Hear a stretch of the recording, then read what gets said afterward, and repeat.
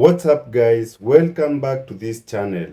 Everyone talks about favorites, but races like this remind you that none of that really matters once you step on the track. Because at this level, it's not about reputation, it's about execution in real time.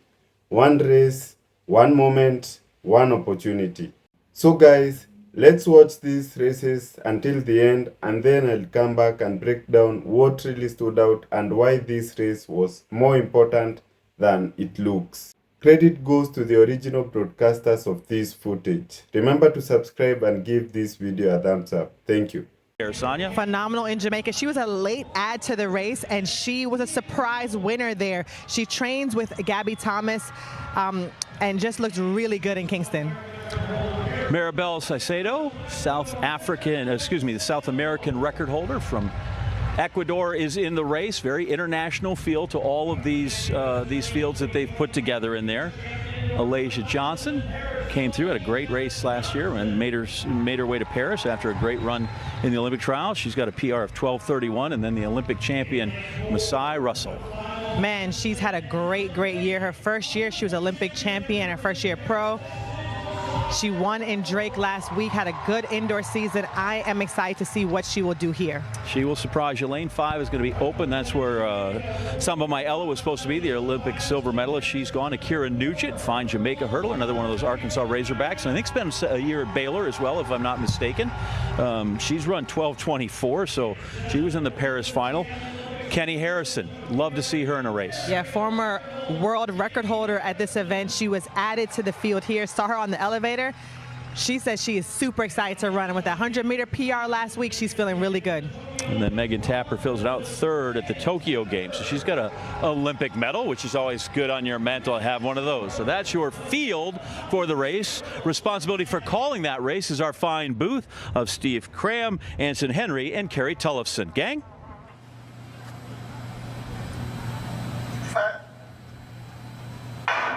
Well, there was a little twitch there from Russell, but they're away cleanly. Tia Jones going well over in lane 1 as well, but it's Russell in the middle, and Jones perhaps just has the lead here. It's going to be very tight on the line.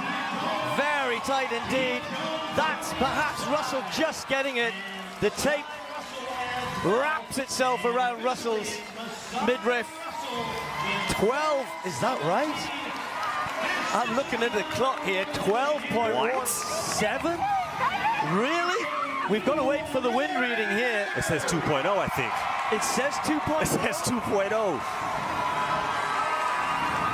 12.17. Now, if that wind reading is correct, no wonder they're running around looking at each other saying, is this right? Because Masai Russell has just... Hey, I said she was going to come back and do something, right? I didn't think she was going to come back and break the world record. But what about Jones? 12.19.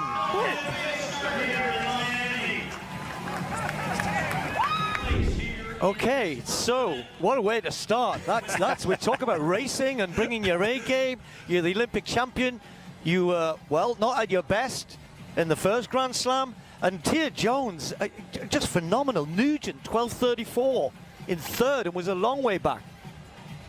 You want to know something? With Samba Mayella out of the race, I think a lot of the women kind of calmed down a little bit. Really, it was tough luck for her, but usually athletes are like, well, you know, it's one less person I got to worry about. And I was a silver medalist at the Olympics, but Masai Russell coming through with 12:17. I'm still processing this. Yeah, man. I don't really know what's happening right now, you look down the list there. I mean, that's an American record for Masai Russell. Tia Jones is, just run something that I don't think she could have dreamed of running, 12:19. Even Kenny Harrison, 12:40 in fourth place. Mayella of France for Europe here. There is Masai Russell. Her first meet since the Olympics, this for the 24-year-old American. She's Olympic champion. It was a bit of a surprise, that one. And 12:33. Well, she's a 12:25 athlete at her best. That was at the US Championships. There is Nadina Visser. Visser, who is such a tried and tested performer, one of the few Europeans that can mix it with the best of the Americans. Kenny Harrison, former Olympic champion, 6th in the American Olympic trials, didn't even make the team for Paris. She was 3rd in her heat. Danielle Williams, semi-finalist in the Olympics, won her heat in 12:37, a season's best. Akira Nugent, another Jamaican, along with Williams, they were in 4 and 5. Nugent won her heat in 12:30, a meeting record a couple of hours ago. Alicia Johnson, well, second in the American Olympic trials. She was 7th in the Olympic final, 12:46 in her heat here. Grace Stark goes in lane 7. 5th in the Olympic Games, 2nd in Lausanne, really consistent form. She ran 12:38 in Lausanne, then 12:42 in her heat here a couple of hours ago. Sarina Samba Maela, the Olympic silver medalist. That was the only medal for the French in track and field athletics at the Paris Games. She goes in lane 8, and Tonya Marshall there on the outside in lane 9. Marshall, who was 5th at the US Olympic trials, and just checking actually, this is her first meeting since the Olympic trials. Tonya Marshall, the 25-year-old.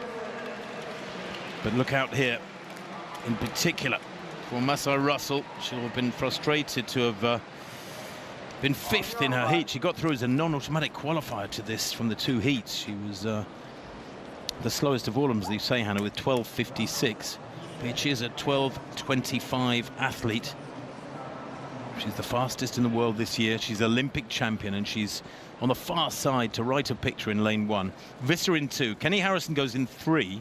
Danielle Williams of Jamaica 4. Akira Nugent 5. Johnson in 6 for the USA. Stark 7. Samba Maela front 8. Marshall nearest the camera there in lane 9.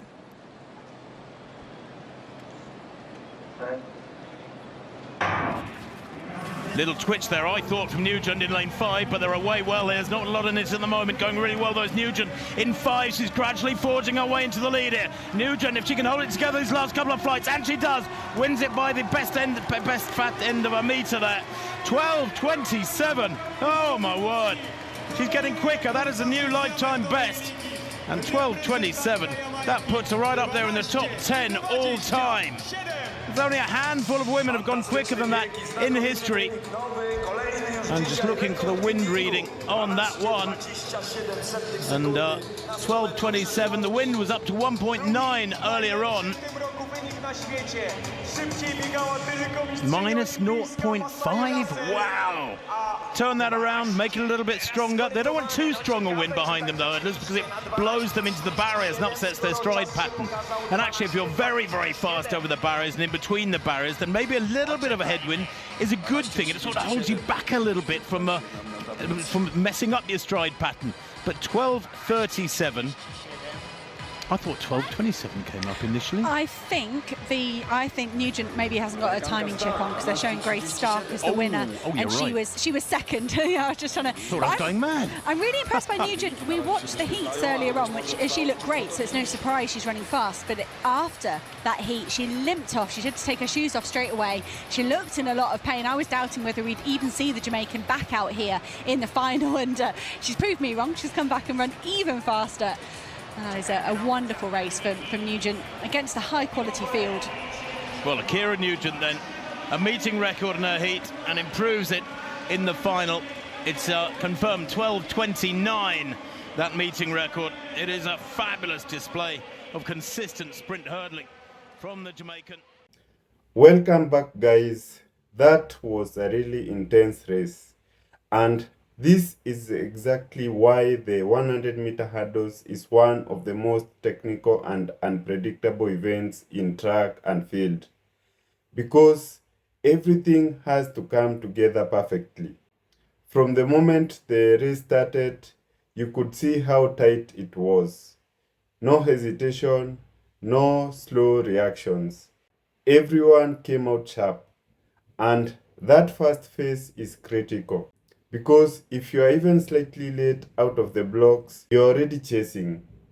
But what stood out here was how controlled everything looked. The rhythm between the hurdles was consistent. The form stayed tight. No one looked like they were struggling early. And that tells you something important. This was not a race where someone won because others made mistakes. This was a race where everyone performed well, which means the difference came down to the smallest details. Now, guys, let's talk about the hurdles themselves. because this is where the race is really decided. In the 100-meter hurdles, you are not just sprinting. You are sprinting while maintaining a pattern, a rhythm, a timing that has to stay consistent from start to finish.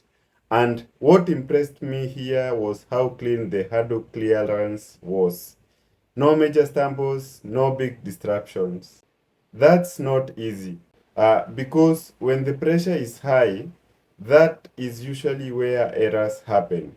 But in this race, everyone stayed composed, and that is why it turned into such a close finish. Now, when they came off the final hurdle, that's when everything changed.